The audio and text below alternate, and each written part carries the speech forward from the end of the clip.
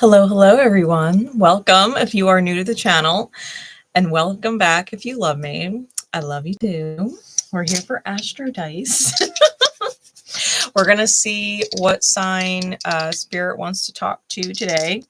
It does not have to be your sun, moon, or rising. It could be about a specific house, right, that the sign rules in your chart. You could have other placements there or things going on in the current cosmos that are activating that sign in your chart, whether you have placements in it or not. So take it as it resonates. We're going to roll. Let's roll. Hey, Risa, how are you, beautiful? Wonderful to see you. Let's see, what sign, Spirit? Sag? I rolled the Jupiter dice by mistake.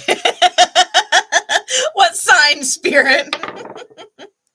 Pisces. All right, Pisces. Hey, Rita, how you doing? So Pisces it is. You may have Jupiter in Pisces. I did roll the Jupiter dice. You could also have strong Sagittarius placements. Let's see what other nod this might pertain to. Ninth house, double Sag. All right, so you may have Pisces as a ninth house ruler. You may have Jupiter in your ninth house. You may have Pisces ruling your ninth house, which would make you Cancer rising? No. No? Yes. Yes, because that would be Aries 10th, Taurus 11th, Gemini 12th, Cancer rising. So you may be a Cancer rising. Let me write this down so I could put it on the thumbnail after. Cancer rising, Jupiter 9th, Jupiter in Pisces, and Pisces 9th. All right. If you have Pisces in the 9th house, depending on your Placidus chart, you may also be a Gemini rising. All right. Your Sag placements may be significant in your chart. So you may have strong Sag. Okay. So with that, nice. Yeah, I'm the same way. Pisces starts in my 9th house, but it crosses my midhaven. It rules my 10th house, and I am a Cancer rising. So I'm right here with y'all. I'm right here with y'all. Jupiter might also be, because it's in Gemini right now in the current, real-time cosmos, given this message is going to be divine time. Whenever you're meant to catch it, you're meant to catch it. But Gemini is presently, or Jupiter is presently in Gemini, and that is squaring Pisces house. Pisces has Saturn in there and Neptune in there right now. And so there's some interesting dynamics at play coming from Jupiter in Gemini to Piscean energy and to Sag energy for that matter, because Gemini is Sag's polar opposite house. It's its polar sign. It's its polar sign. So integrations happening. Virgo, you are probably not unscathed in this message. All right. So let's see. Spirit, please. What decks? Prism Tarot and the Tarot of Magical Correspondences. We're going to be using the Harrow cards, my energy alignment deck, and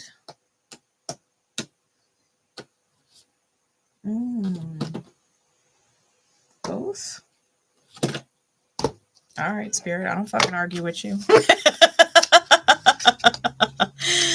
For real, we'll be using the Chakra Wisdom Oracle cards for the overall, and my hand-drawn cards. They're cards that I literally bought blank and started drawing all over. The artist in me. So we're going to get an overall message on who and what this pertains to, and then we're going to get some deeper insights with the tarot. It'll be more specific, and we'll get some guidance at the end. All right, I will have timestamps in there at some point after the live is over. All right, so Spirit, please.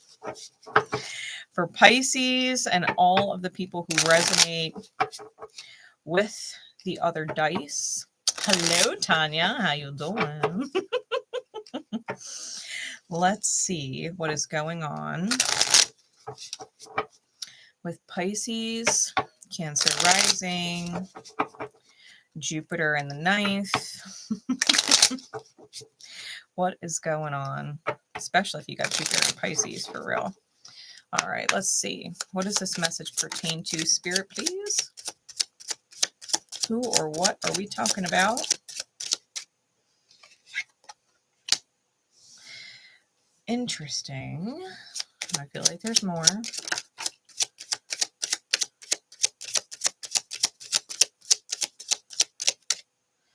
That's going to stay there.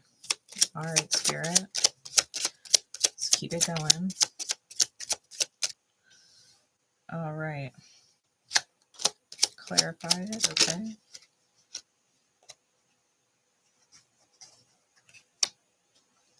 Okay.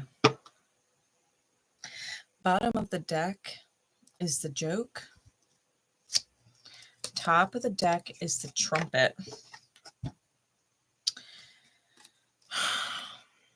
All right. All right. I have a feeling. I have a feeling. Give me clarifying cards on all of these energies, please. Clarify the lost. Ooh, this card popped out, and I heard Kesha's song, Praying. It blared immediately inside my head. Someone might be on their knees praying. All right, clarify Tyrant with the Mountain Man reversed. Workaholic and Vanity.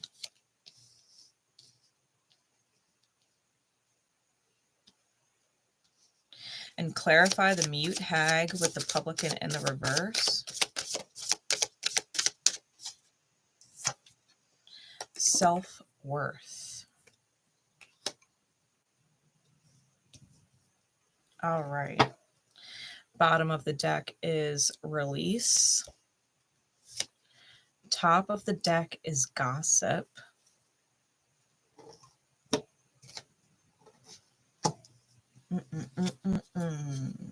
Pisces, what is going on?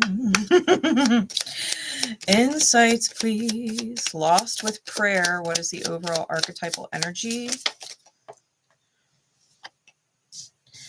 All right.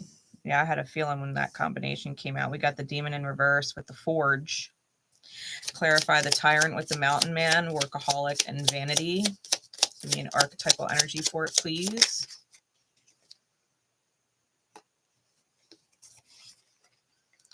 The Starting Line and Open Door came out sideways. I know this is going to be one of those popcorn readings, y'all. You might need to get it. Hi, Cynthia. Nice to see you. And clarify the Mute Hag with the Publican and Self-Worth. The Mushroom. All right. The Fireplace is on top with the Match on bottom.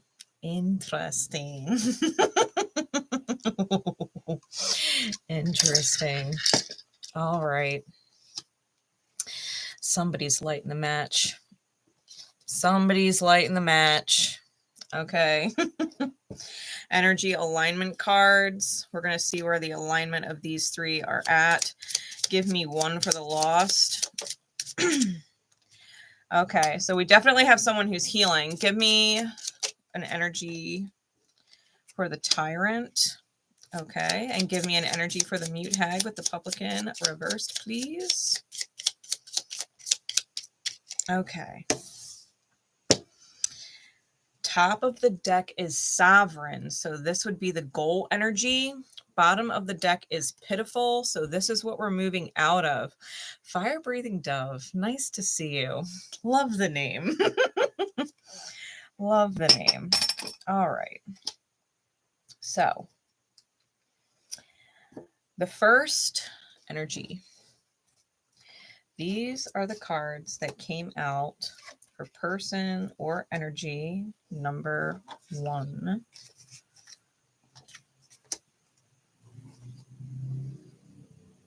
the Lost with prayer.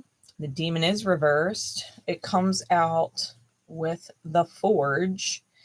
And selfish in the reverse, which means we're working on being generous. Okay.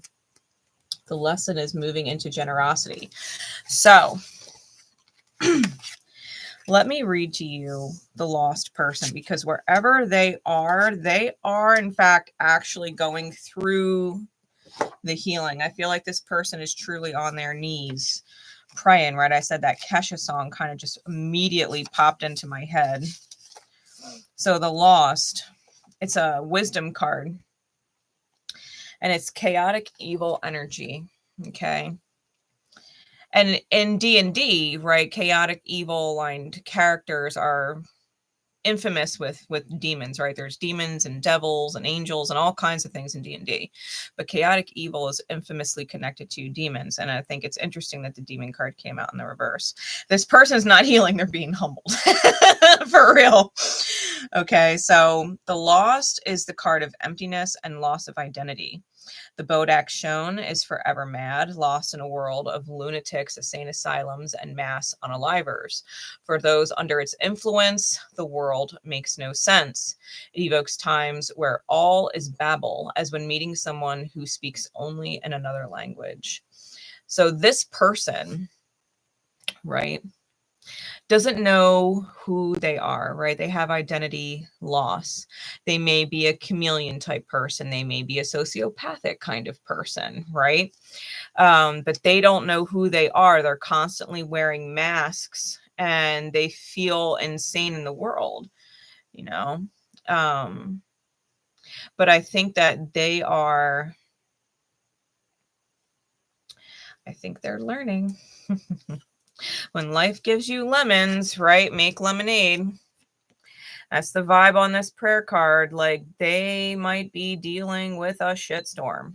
Okay. Whoever this first energy is, whatever this first energy is, they are learning lessons in generosity, especially because they may have been extremely selfish. They may have used people, taken advantage of people for their own gain. They may have held no remorse over it either. You know, people who just simply take advantage of the kindness of others as a weakness and deem themselves stronger because they don't have emotions or getting caught up in certain things, right? Whoever that person is, they're being humbled. They're being humbled. Going through the Forge, it's a remelting of the self through extreme heat, right? Like, this person, whoever they are, is under a lot of pressure, in a lot of heat, right? It's almost like they're in the fires of it, you know? Whoever this person is, it's almost like the demon's being reforged out of them. The divine is putting them through a massive, massive restructuring. So whoever or however they were, they cannot persist that way. The divine higher power that be, it's different than a gauntlet. Okay, the way I feel about that energy is different than a gauntlet, because they may be in that pitiful energy, right? They might be in that pitiful energy. Like, the joke is on them. The angels, ooh, the 𝗲𝗃𝗃𝗃 was under that. So listen, the joke is about an immovable force, something in the way that the only way to get around it is with your mind, right? Being clever, but understanding of who and what you're dealing with. You can't move it by force. It's almost like trickery, like making the creature here believe that it's their own idea to move. The trumpet is the angel, right? This is about an energy coming through big time. I'll actually read some of this for you. The 𝗲𝗃𝗃𝗃 is a motherfucker. Okay, that's the motherfucker card. He's sitting on the back of someone else, sipping his tea, thinking that he could just, you know, it's the crocodile tears and everything else that goes along with crocodiles. I feel like whoever this first person is, especially because they're the first person out, this is their reading, for sure. Or it's an insight for you as the watcher into whoever that is. The trumpet is lawful good. So that's divine order. Okay. The trumpet is a declaration of power. This archon is an aggressive force who wades in the direst situations without hesitation in the cause of right. So whatever the higher powers that be are doing, it is an aggressive force to be reckoned with. Whoever this first person is in a very dire state of soul. And so the divine is rushing in for this person and putting them through the forge. They're being melted. They're being melted and reshaped with life at the moment. Okay. They're needing to release and they're needing to grow. That's what's underneath of that. They need to renew themselves, and people are going to talk. And they might even be afraid of it, like what people are going to say when they redirect or change paths or even admit that they need help, right? But someone is going through a serious reforging. Now, the second energy, we've got the Tyrant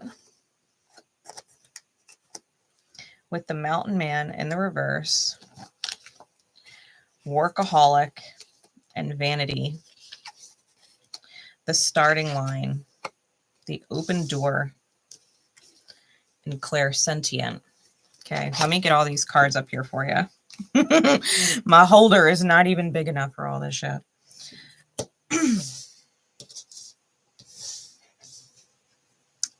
This is person number 2. Okay.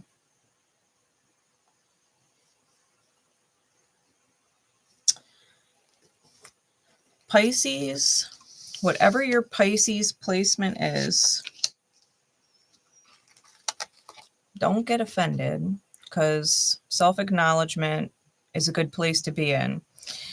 But Spirit is saying this is more in alignment with your energy if you're watching. If you're cross-watching, then this energy would also be for you. And the Pisces you're cross-watching for would be person number 1. All right, I'm going to make that distinction for you. So clairsentient is clear feeling. Clear feeling. So it's like empathy. You have a very uncanny way of sensing the energy in other people. You can feel where their vibration is. The PowerPoint that you move into with this kind of gift is discerning through what is your energy and what is not. There's a constant need to discern attached to it. An example would be, you know, maybe living in the house with your parents. Maybe your parents are severely depressed and have all kinds of, you know, thoughts about leaving this life and whatever. And you have thoughts about leaving this life and are extremely depressed. And then all of a sudden you move out of the environment and you're not crying every day. You're not praying not to wake up, you know, and you're just like, that's weird. I was depressed for years and all of a sudden I moved out of my parents' house and I don't feel this way anymore. Right? The problem that comes along with clairsentience as a gift is knowing when it is or isn't your energy. Who you are around, who you choose to keep yourself around, and the energy you're around is important. Because if they're low vibrational, or they do have really dark energy, or they're in really dark, shadowy places with themselves and in their healing process, it doesn't make them a bad person, but it puts them in a position to where their energy affecting yours could really hurt you if you are not aware of your clairsentience, right? If you are not aware of your own gifts, okay? With workaholic and vanity, you may be focusing a lot on work right now, and you may have a lot of pride in your life and the image that you put off to other people. I don't feel like vanity is a fault. I don't feel like it's in like the 7 deadly sin version of vanity. I'm actually feeling it more in alignment of not wanting to be judged miscorrectly. That's a word. Not wanting to be judged incorrectly, right? I think that you put in a lot of effort to make your life what you want it to be. And I think you've put in a lot of work into yourself, right? Into yourself and your truth, and to be misjudged. That's where I was going. I was thinking misjudging incorrectly. It came out miscorrectly. If you don't want to be misjudged, right? Or judged incorrectly. So the tyrant, okay? Because this is where we get into the grit of it. The tyrant is a charisma card. And it's lawful evil. Okay. Contracted shadow. The tyrant indicates a ruler who is a blight upon those ruled. The dragon might indicate a monarch, overseer, or head of household. Whoever this person is, he does harm to those over whom he holds sway, whether he realizes it or not. It is with the mountain man reverse. So if it is in misalignment, the tyrant it can be revealed or dethroned. Okay. Now the mountain man in the reverse, it's a chaotic neutral card, which would make it lawful neutral. It's the card of illusions and, or no, wrong one. Page flipped on me. Sorry. Chaotic neutral, right? Signifies an encounter with a physical power outside of one's control. The giant could personify an authority, an army, an earthquake, or an even desperately needed rainstorm in parched land. Acceding to the force might be wise, but surviving it is paramount. So in the mirror of all of this, right, because these two energies are in alignment with each other for a reason. There's a reason why they're in each other's mirror. The underlying energies needing to focus on being sovereign, being in a pitiful state of shadow. These are the things that are being worked through. There needs to be some kind of release and growth, afraid of people talking about it, right? But the divine is working overtime to help you through whatever this lesson is. I feel with the mountain man being in the reverse, I think the chaotic part being lawful, I think it's non-negotiable. I think it's non-negotiable, especially with the joke, right, being on the bottom.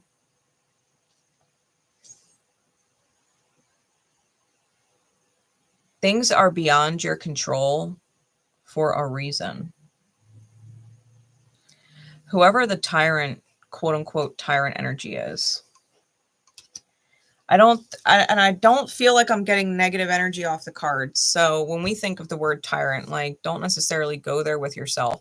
But the way I'm receiving it is like a firm grip, right? A firm control of the situation.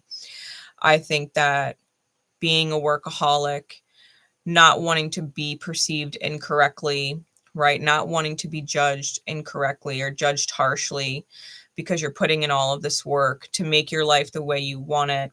You're focusing on opening doors and starting in whatever new direction, right? You may have gotten out of a very painful chapter of who you were and what it created. And you're focusing on the open door and the starting line. The fact that they came out sideways, if person number 2 is dealing with person number 1, and they are in this lost state, trying to turn lemons into lemonade, and they're being reforged, like the shadows of them are being melted down. I mean, you got to think, it takes really high temperatures to melt metal, really high temperatures and a lot of pressure, right, to get there. I think the pressure might be the kind of control that person number 2 is exuding over the circumstances in their own life, whether these two are connected literally in life or not. if you have like a soul connection, even if you're not physically in each other's lives or not in communication, right? You have one of those really deep soul ties and connection with somebody else. I think the firm control that person number 2 has over their life to stay on path is in fact affecting the first person. It's what's creating the pressure and the forge energy for them. If they are in each other's lives, then the firm grip of control that person number 2 has is really making person number 1 look at themselves. Because if someone is exuding that kind of control, they don't feel free, right? Person number 1 does not feel free. They feel like they're trapped inside this forge. They feel like they're trapped inside this restructuring. And I think whatever, you know, quote unquote, lawful evil, contracted shadow that person number 2 holds for person number 1, because I don't necessarily think person number 2 is evil. I think their intentions are good for themselves and probably good for the other person, to be fair. Their intentions are probably good for person number 1, but it's evil aligned for person number 1 in that the shadow of person 2 is pushing them into their light, right? Like the darkness serves the light.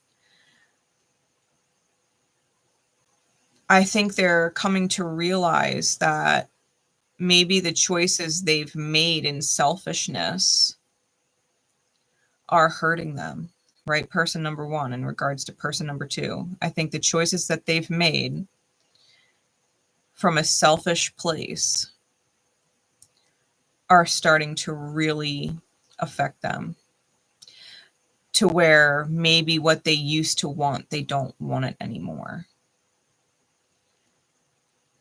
I think this person is starting to figure out who they are because they didn't know who they were coming into it. I think they were maybe trying to find the definition of who they should be through someone else. Person number 2, maybe, you know. I think their grip or desire for person number 2 is loosening. I don't actually think that they want the control that person number 2 puts them under in order to gain or have whatever they're gaining from with person number 2. And because this person is in such a dark place and coming out of it, person number 2 would also be coming out of this dark place because they might be feeling the pain of person number 1. Because like we said, clairsentience is clear feeling. And if they are in the same vicinity as each other, if they're living in the same place or they're working in the same building or whatever the case may be, they're feeling the energy of the first person. So if there's this feeling of lost, right? This feeling of no purpose, this feeling of emotional detachment, this frustration or anger or feeling under a lot of pressure to perform because they care about what person number 1 thinks of them. I think that ultimately, as person number 1 heals and is released from person number 2's control, it is going to feel like person number 1 is 2 is losing control of their life, right? The mountain man in the reverse, it is going to feel like they're losing control of their life, but it's lawful. It's divinely aligned to happen that way. They're not meant to continue on this path. I think these 2 were in each other's lives or are in each other's lives for a reason and a season in regards to healing, but that it probably wasn't long term, no matter what. The third energy, getting into the third energy, because this is where it gets a little interesting. We've got the mute hag with the publican reversed, self-worth, the mushroom, and victim mentality that does not want to admit it's there. victim mentality. Okay. This is the third energy.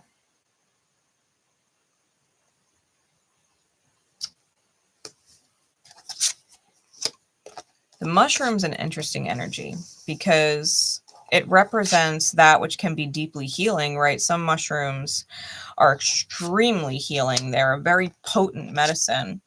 Other mushrooms are toxic and poison. Some mushrooms will literally put you on a trip, right? They put you on a trip. The Mute Hag and the Publican are both wisdom cards. So, and we've had this kind of pattern in the Astro Dice reads with the Harrow cards where someone ends up getting double wisdom cards. So the Mute Hag and the Publican. The Mute Hag is neutral evil. The Mute Hag might be silent, but the eye she holds lets her see into the hearts of men. This hag invokes blood pacts and poisonous secrets, the kind that turn brother against brother and son against father. It is a card that performers loathe as it leaves them stumbling over their words and songs. So if you're not familiar with D&D, right, performers are the Harrowers. They're the people that actually pull the cards in the game. The Publican, being chaotic good in reverse, would become lawful evil. So misaligned, the Publican represents refuge unfound or false information given at a crucial moment. I got a feeling, because they came out with victim mentality, which means they'd be working on their determination and their own confidence, right? Solar plexus work. But they're in shadow. I feel like someone, whether it's person number one or person number two, if not both, but in regards to different third-party people,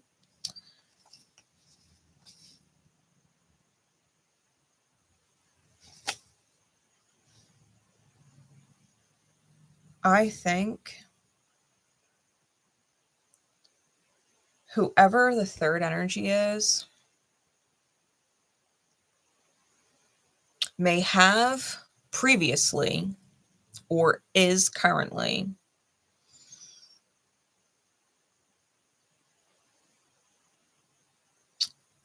misguiding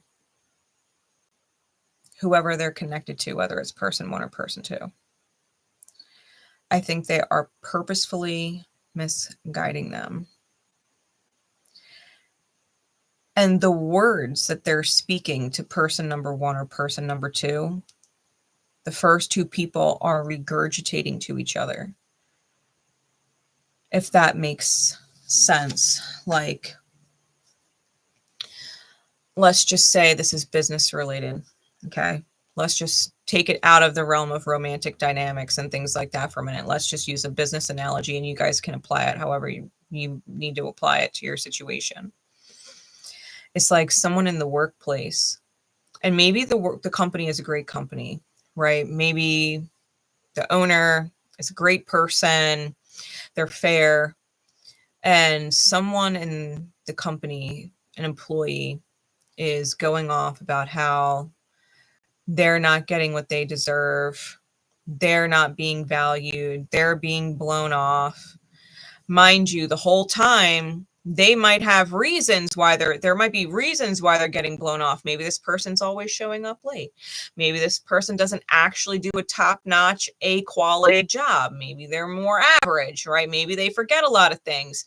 Maybe they're rushing all the time and things get swept under the rug and things fall through the cracks, right? They're not the best employee, but they're speaking as if they are, right? And this company is bullshit. And, you know, I deserve this and I deserve that, when the reality is that they don't, but they're spewing this verbiage, right, to either person one or person two. And person one or two is regurgitating that to the other. Now they're believing like, oh yeah, I don't get my worth. I don't get enough pay. They don't respect me or appreciate me. And it could be completely fucking false. You know, it could be completely false. It's poisonous, right? It's poisonous. it destroys bonds between people who are close, right? It uses the analogy between brother and brother and father and son, but it could be anybody, you know?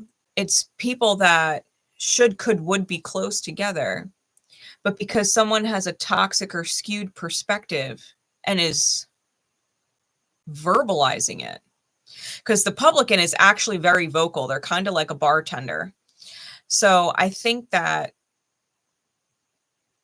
the mute hag person doesn't realize what they're saying on the deeper level of things. And yet it's affecting a great deal. Like, it's rippling. It's that one person at the job that's like fucking cancer. You know what I mean? Like, and they're just spreading out their toxic dis-ease, right? It would be no different in a relationship dynamic. Like, maybe there is someone in the family, right? Or a friendship group, and you're in a, a romantic relationship, person number 1 and person number 2 are in a romantic relationship. And person number 3 is that best friend or that mother or that father who is spewing their misguided or tainted opinion and generalizing, and it's leaking into the mind of the two people at play here. Like, maybe person number 1 and person number 2 are genuinely loyal to each other, and they're just going through a rough patch. There's emotional disconnect. Maybe one person is working really hard and the other person is trying to be perfect in order to keep up, with the expectations that person number 2 is holding. And, maybe they haven't been intimate for a while, and the best friend or the parent or whoever is like, yeah, well, if you're not getting it from them, they're probably getting it from somewhere else, because that was their experience. And maybe that was their experience because there's reasons, right? There's reasons why their partner was unfaithful or stopped sleeping with them, but they're not talking about that, right? That's the muted part. They're not talking about the reasons or the fault that they hold in why the outcome is the way it is, right? It's no different with the business example that I gave, right? The third person is not acknowledging their own faults or their own position, that their own choices that got them there, right? Maybe person number 3 was a bad addict. Maybe they were extremely disrespectful. Maybe they were volatile or violent, and that's the reason why their partner cheated and left them or was seeking something elsewhere. Maybe that's why, they didn't get the raise or they didn't get the promotion, or they feel like they've been getting pulled around, and it's because they're not up to par, right? They're not perfect like they think they are. Like, their problems are not really a problem, and people should deal with their problems. So this third person is saying this shit to one of the two here, and now the wheels are spinning, right? In person 1 or person 2, are they really cheating? Is this company really not valuing their employees? Do they really not care about them? It's like these wheels are spinning. Am I not valued?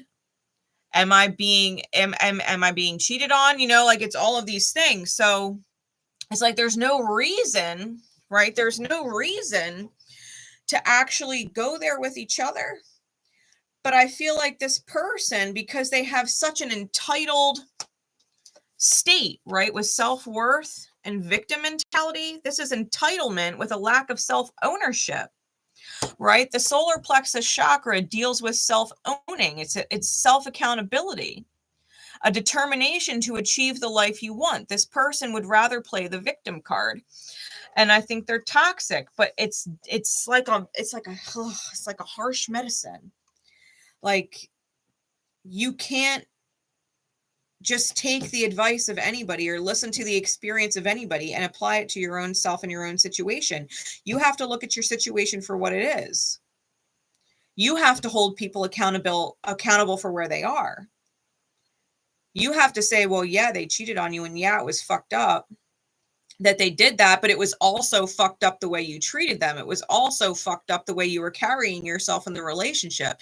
You were emotionally unavailable. You weren't communicative, right? You weren't willing to work things out. You wanted them to keep dealing with your bullshit and have nothing change, and your person was unhappy. You know, like, you have to remember who you're talking to and take them for the face value. Like, yeah, this person is saying that, you know, the company has been pulling them around by the nose and they're not getting promoted, or they're not getting enough pay for what they do, and da-da-da-da-da. But if you look at that person, maybe they're not a great employee. They don't do a great job. And you have to use your own brain, right? Hi, Mom. How you doing? Thanks, Tanya. But it's the truth, right? Yeah, look at the part you played in it. This is the thing. People want to behave any way they want to behave and not take accountability. And there's a reason why this person is in the mirror of these two, why this person's interfering. Because at the end of the day, both of these people, 1 and 2, are not truly taking accountability for why things are difficult, why there is a struggle there, or why there is a disconnect there, why they're putting each other under so much pressure. And it might be because they have communication problems. It might be because someone is falling behind or slacking. It might be because one of them is depressed and the other one is ignoring it and not being communicative. You know, hey, what's going on? You know, we used to be really intimate all the time and now we're not, and you've been really tired and stressed out. Like, what's bothering you? How can we fix it? How can we work together? Or, you know, redelegate the tasks of everyday life to make things flow better. Like, what can we do? What can we prioritize, right? They're not having these conversations. They're trying to power through it, but they're not taking responsibility for the fact that they're in a dynamic ship. And shit is fucked up for a reason, right? Things don't get fucked up for no reason, right? Hey, Britt, nice to see you. And so it's self-accountability is what it comes down to. And you've got to be sovereign, right? This is the goal. You've got to be sovereign. You've got to be honest with yourself. That's what's under that. And you have to be an intentional manifester. You have to be responsive, right? All of these throat chakra cards, you have to be responsive. You know, you can't allow other people's tainted vampiric energy just influence your reality. Someone else's reality and their experience and their own energy has nothing to do with you and the life that you create. Nothing. If you want to fix your relationship with someone and make it better, you can. You most certainly shouldn't be venting or listening to the lamentation of person number 3 about all the fuck ups and failures that they've experienced in their life with no accountability. They're not the kind of person you want to, you know, look up to and emulate and take on their belief systems. Their belief systems are toxic. Both cards are evil aligned, right? They're toxic. Everything happens to them. They blame and point the finger at everybody else. Everybody else is fucked up, but not them. But not them. It's everybody else. Like, if that's not your clear red flag that this person takes no accountability, like, they're not the person you want to take advice from. They're the person that you want to release. They're the person that you want to outgrow. You know, you might really need to focus on yourself and your relationship and not listen to the gossip or whatever, you know, bullshit from person number 3 is coming out of their mouth. You have to focus on your own path. Person number 3 is on their own path, and their only thing and place in your life is to throw you and your person off. That's it. If you let them intoxicate the situation, they will. They will if you let them. But if you choose to think for yourself and redirect and refocus and take this person for face value and see them for who they are, and you know why their life has turned out the way it has, don't be like them. Make the opposite choice. This person takes no accountability, take accountability. So let's get into the specifics. We're going to start with the Prism Tarot. Let's get some insight, some more specific insight into what is going on with person 1 and person 2. Because I feel like these two might actually have an opportunity to open a door. They do have an opportunity to restart, especially if person number 1 is starting to find themselves and define what they want. You know, what would make them happy. I think that they're definitely letting go of some serious shadows, whoever person number 1 is. So let's see. Let's see. I think the crux of this problem may actually come if person number 2's vanity, that wanting to not be misjudged or wanting to not be seen incorrectly.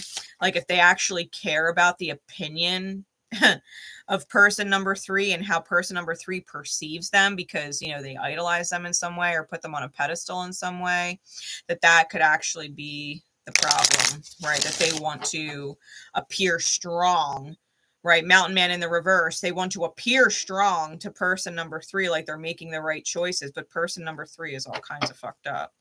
And they might not be acknowledging it, right? Clairsentient, when they're around person number 3, the energies mix and they're not discerning their energy from that third person, and they start to take it on. They don't know how to separate it, right?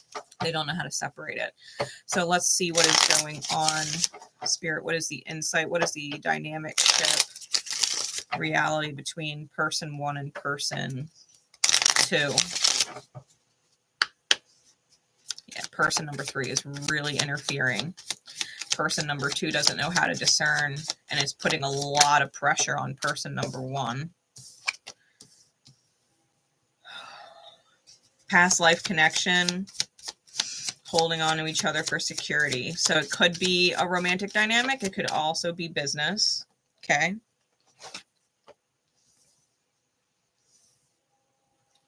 Two of lightning in the reverse. That's the 2 of wands with the novice of raindrops in the reverse. It's the planning card and the play card. So there's no plan, right? There's no actual plan, and it's not fun. Whatever they're doing in life, it's not fun.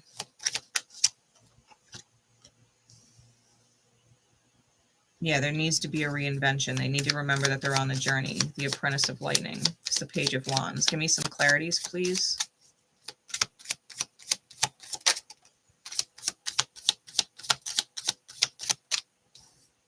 The journey. What else?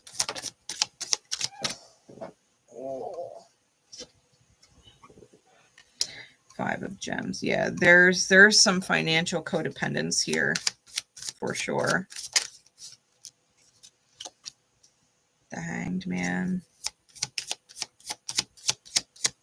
That's the thing. When there is no plan and you're not divinely guided and you're just kind of default drifting, you don't realize just how much that you are in a state of surrender to the experience, where you have to see why things are the way that they are. You're in the divine mirror of it.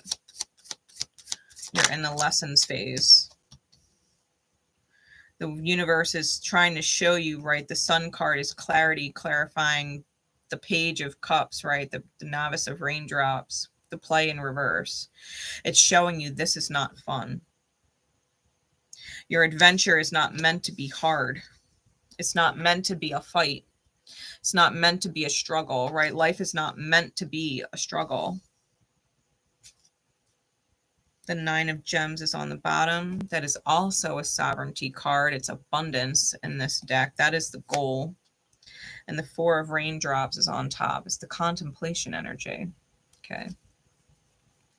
You're in this position to contemplate what is or is not important to you. What does or does not matter to you. Like if person number 3's word is more important than the actual reality of the relationship and self-owning between person 1 and 2, well, whatever is more important is going to win out. If person number 3 is deemed more important at the end of the day, and that is the decision or choice that's made, that their opinion is more important and it's toxic, then toxic is what will be. Poison is what will be. If person number 1 and 2 choose their own path and choose sovereignty from the third energy here, and that's what's more important, that they focus on themselves and each other and improving their own lives, then that is what will be. But something doesn't feel good. And then trains going off in the background, right? Divine confirmation. I think that there's a lot of shift happening. We literally have judgment, which is the 2, right? 20 breaks down to a 2, clarified by the 3, followed by the 4, clarified by the 5. Then we have another 2, clarified by a 3. Like, you know, there are steps. There are steps that need to be taken. Certain things need to come into completion. Really, I have not heard a fucking train in like 2 days. And it's happening like right now. So I think that if you are in this relationship dynamic, whether the relationship is romantic or the relationship is business or the relationship is platonic, whatever it is, I think you can fix it if you take the peanut gallery out of it. Essentially is what it comes down to. The peanut gallery is the fucking peanut gallery. And if they're not paying your bills, and if they're not, you know, your emotional support person that you live with, and they're not, you know, holding you at night, then fuck their opinion. And fuck their opinion. How can they turn you against the person that you are trying to build a relationship with, a long-term with? How can they have any fucking say on it and plant their toxicity if they're not willing to pick up the pieces when it all falls apart? Like, they're trying to pull you from whoever is close to you because they have some tainted fucking opinion about life and experience and probably overgeneralize. Like, if they had bad experience with women or bad experiences with men, well, then all women are cheaters or all men are cheaters. You know, it's like, no, it's not all. Just because you don't take accountability for yourself and clump everybody under one umbrella, well, all them, doesn't mean it's all. Not all women cheat. Not all men cheat. Some people are very loyal. There is nothing in these cards that would insinuate that person 1 or person 2 are cheating on each other at all. At all.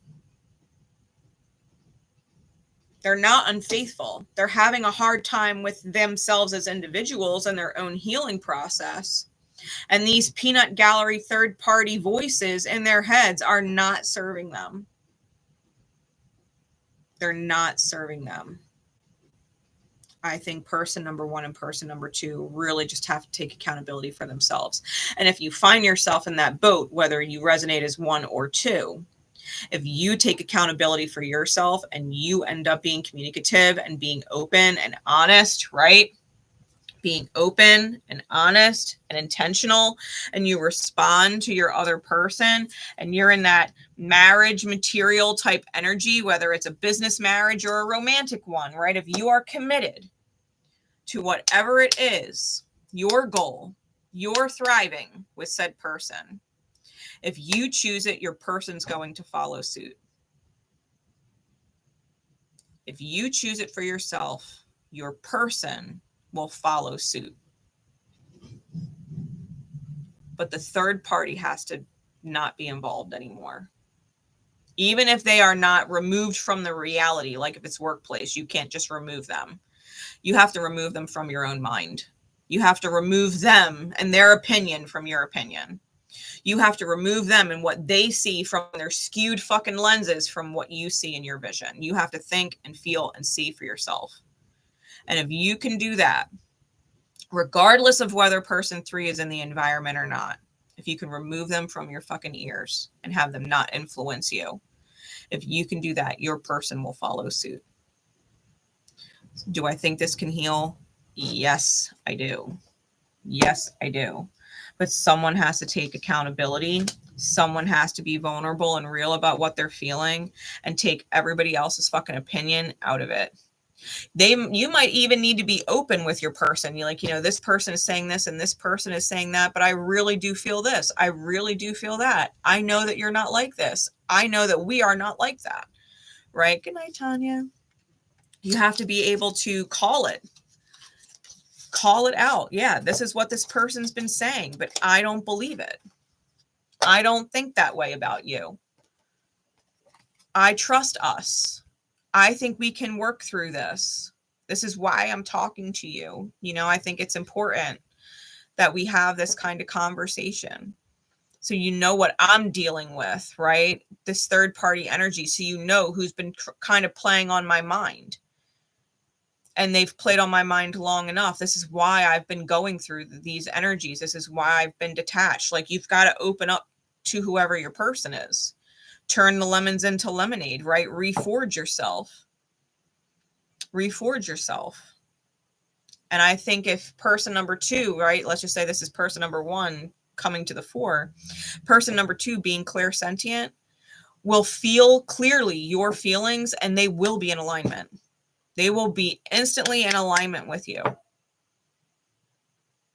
So trust yourself and your energy and your vibe and who you connect with. Do not listen to the tainted or skewed perspectives of other people. I don't care who they are, what title they hold, if they're in a higher position than you or older than you or whatever. It doesn't matter. Take the label off, and they're just a damaged person who has refused to heal themselves, and now they're bleeding on people that didn't cut them. They're being toxic to people who didn't hurt them and don't deserve to live their bullshit, right? Give me some insight into this third person. What do we need to know about this? Death. They ruin good things. They ruin good things. Immediate vibe. They ruin good things. It literally says imaginative intelligence. They think they're fucking smart, but it's imagined. It's not real. This person thinks they have all this experience, all of this knowledge, all of this quote unquote wisdom, and they're fucking spiritually dumb as dirt. They're as dumb as dirt.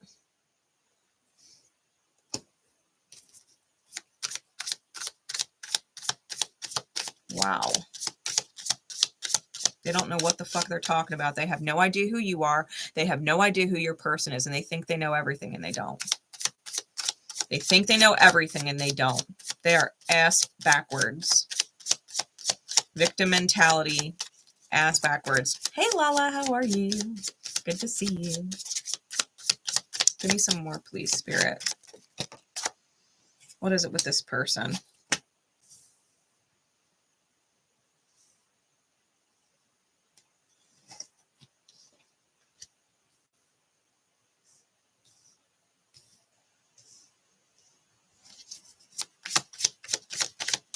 Give me 2 more.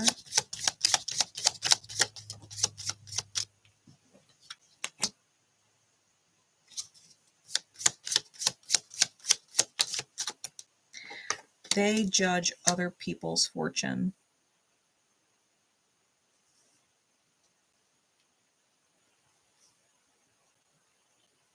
And they do. 7 of Wands, 7 of Coins. They defend their unhealed state. They haven't reaped the results. They defend their actions that haven't yielded any results. Super entitled Emperor on the Ace of Coins. They try and control the fortune of others. They know, 8 of Wands with the 10 of Coins, that they do deserve better in life. And they preach that to other people, right? They project it out. You deserve better. You deserve better. You deserve better, right? Just like I deserve better. I deserve better. They know they deserve better. It's not true, but you only get better when you yourself become a better version of yourself. Like, you can't say, I deserve all the finest things in life, but you are lazy as fucking not willing to do anything to get them. I deserve love, but you don't take any fucking lovable actions, and you're a fucking nightmare to your partner. I deserve love. Well, you probably do deserve love, but you're not going to maintain it, achieve it, receive it if you're a fucking dick. Or if you're a bitch. Whatever. You have to become a better version of yourself. You can't use or manipulate or gaslight or lie and convince people that you're something that you're not. Well, I want my partner to be loyal to me. Okay, well, are you a loyal partner? Like, you have to be willing to improve. This person knows they deserve better, but they don't choose better.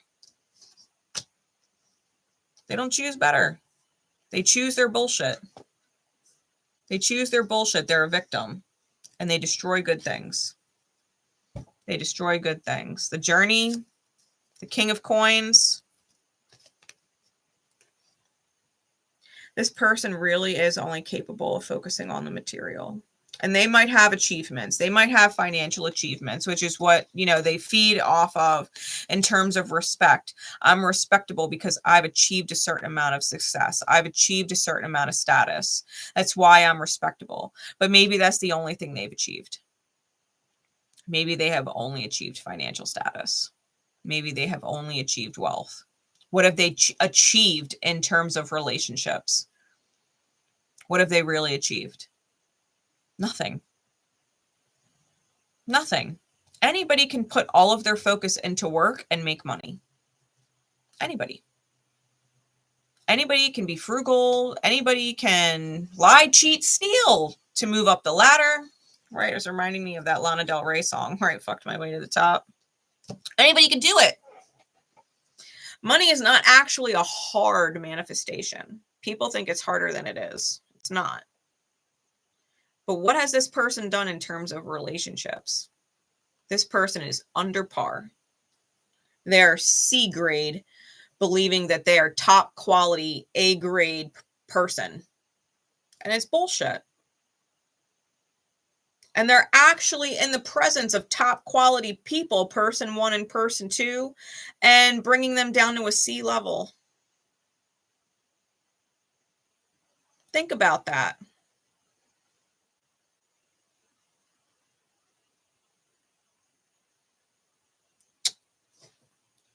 Fuck that energy. If you resonate as person number 1 or person number 2, the best thing you can do is completely cut off the energy of person number 3 in your energy space, inside your mind and your psyche and your heart and your opinion and your belief system. And if you can cut them off from your physical experience, I would recommend it. I would recommend it. Because this is crazy. They're crazy, right? Someone has to put the match in the fireplace and burn it and say, this is not the opinion that I want. I'm burning it.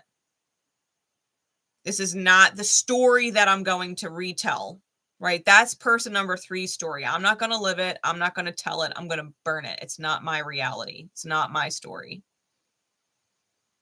I'm going to burn it, right? Black swan energy under that. You're fucking special. You and your person's relationship dynamic is fucking special. And you've got some person who is raining on your fucking parade and giving you horrible advice. Horrible. Horrible.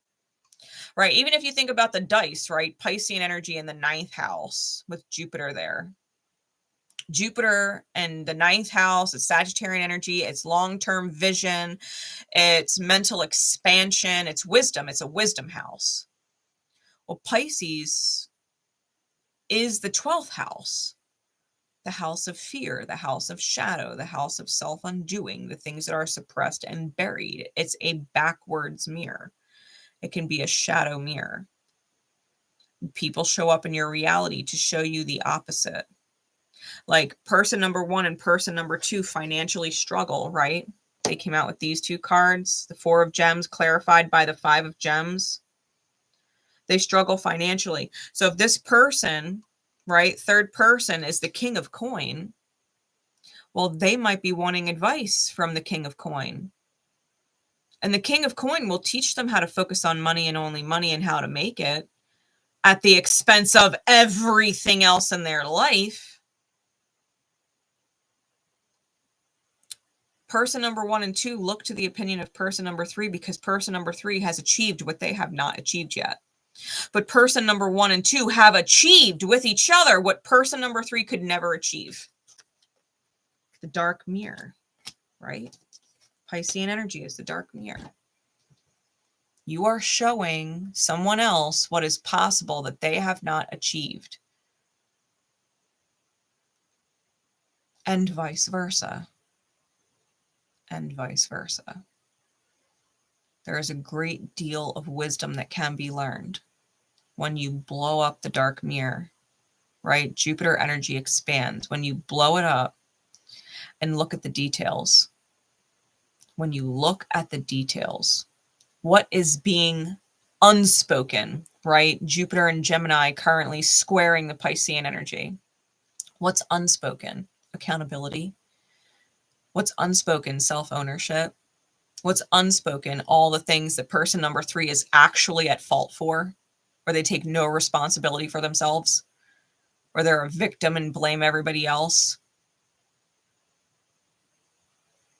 What's unspoken?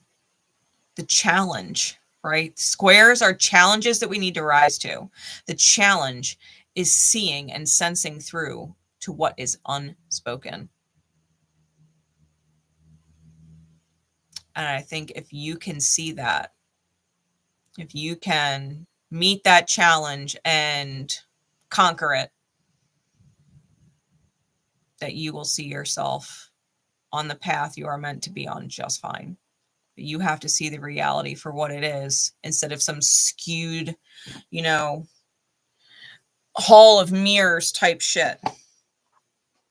Let's get some advice. We're going to pull from the Spiritual as Fuck deck. All right, so let's see what kind of advice Spirit would have for you for this beautiful divine time with these energies. I hope you guys got a lot of insight and clarity from this reading, and that it helped realign you, especially if you did have some fucked up peanut gallery interfering in your space and in your life manifestation. I really do hope that the readings are helpful. What is the guidance, please, Spirit, for those who would catch this in divine time?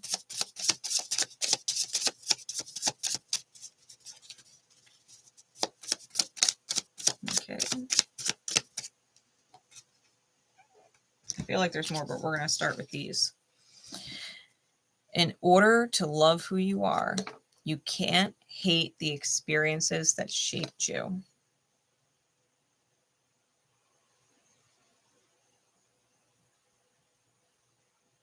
It says, anything truly cool about you was created from the life you've lived.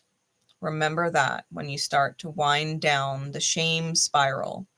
No time is wasted. No love is wasted. No tears are wasted. No breath is wasted. You being you is important, and every single thing that made you is of value. Tell shame to suck it.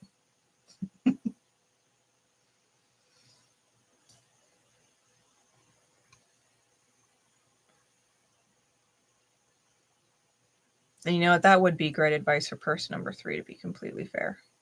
It's great advice for all of them, but especially person number 3. Their time wasn't wasted. The love they put out, the energy they put out that they believe is the best energy ever, it wasn't wasted. There was learning to be had, right? There was learning to be had. In order to love who you are, you can't hate the experiences that have shaped you. It says you're going to cry about it or boss up. Pro tip, do both.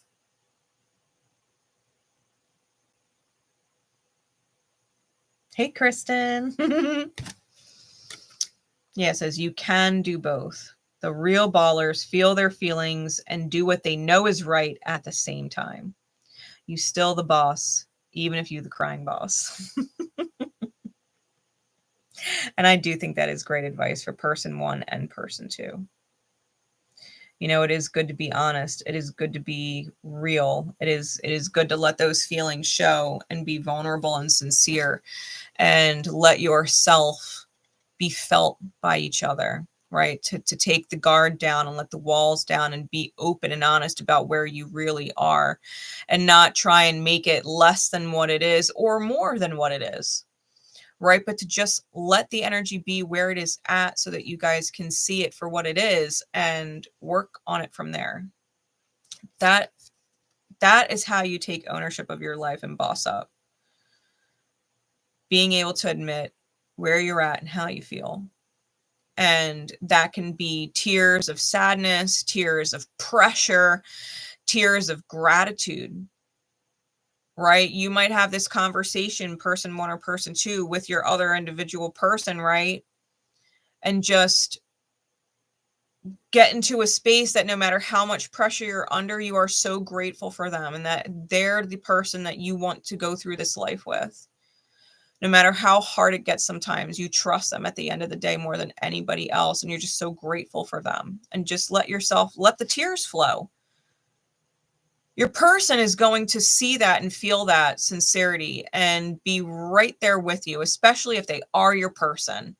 If they're not your person, you're gonna realize it, because they're not going to respond well to you being real. They're going to respond in a very fake way and try to get around it or out of it, right?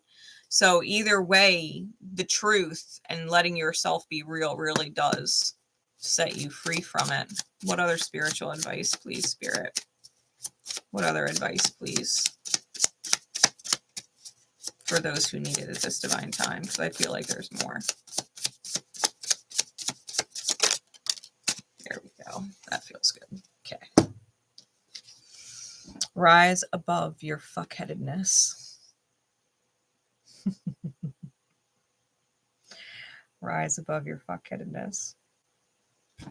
It says, we're all fuckheads in our own way. The trick to winning at life is developing the ability to identify your own flavor of fuckheadedness and then rise above it.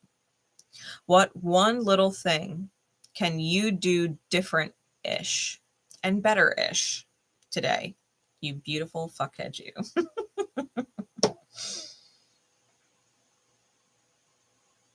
It's okay. Whatever your flavor of fuckheadedness is, maybe you're not the best communicator, right? And that makes you a fuckhead. Maybe you are not the most motivated or driven person during the day, and you don't get as much done as maybe other people would, and that's your flavor of fuckheadedness. It is what it is. You can work on improving a little bit more today than you did yesterday. You can do things a little bit differently today than you did yesterday. Do you have to be a completely different person tomorrow? No. Putting those kind of unreal expectations on yourself is only going to hurt you more in the long run. But if you could say, you know what? I never do this until the last minute.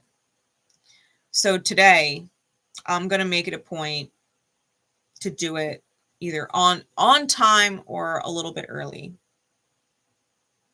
Maybe I want to cook dinner more often. Maybe I'll make extra, right? Maybe I'll make leftovers, enough for leftovers.